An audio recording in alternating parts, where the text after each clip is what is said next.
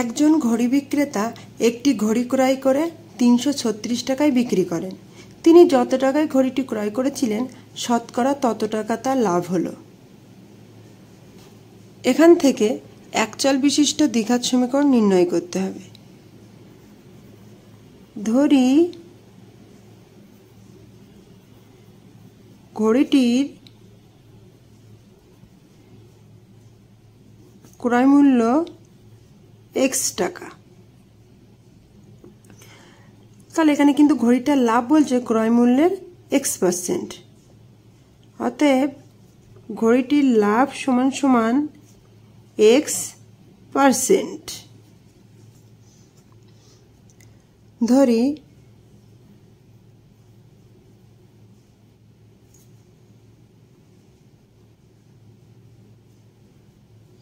ঘড়িটির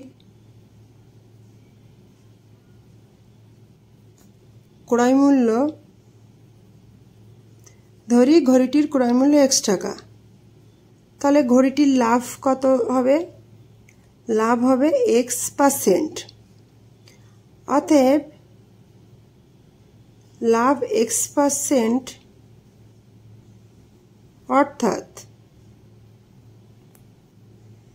100 টাকা ক্রয় মূল্য হলে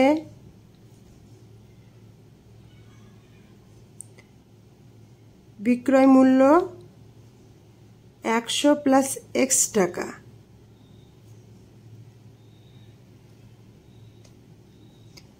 তাহলে 1 টাকা ক্রয় মূল্য হলে বিক্রয় মূল্য হবে 100 প্লাস x বাই 100 টাকা। আর এখানে ক্রয় মূল্য কত দেওয়া আছে? ক্রয় মূল্য দেওয়া আছে x টাকা। তাহলে x টাকা ক্রয় মূল্য হলে বিক্রয় মূল্য হবে 100 প্লাস x বাই 100 গুণ x। এই যে বিক্রয় মূল্যটা পেলাম এর মান অঙ্কে দেওয়া আছে 336। এর মান অঙ্কে দেওয়া আছে 336। শর্তানুসারে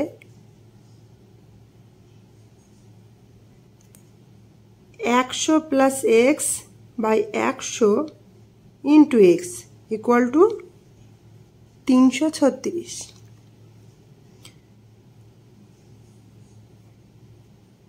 এখান থেকে সরলীকরণ করলে কি পাবো? বা 100x plus x² equal to 33,600। এটাকে সাজিয়ে লিখলে কিভাবে পাবো? বা x² প্লাস 100x আর এই 33,600কে বাদিকে আনলে পাবো মাইনাস 33,600 ইকুয়াল টু 0। দ্বিঘাত সম্পন্ন একটি দ্বিঘাত সমীকরণ পেলাম। তাহলে এটাই উত্তর। অতএব নির্ণেয় একচল বিশিষ্ট দ্বিঘাত সমীকরণটি হলো x² plus 100x minus 33,600 equal to 0।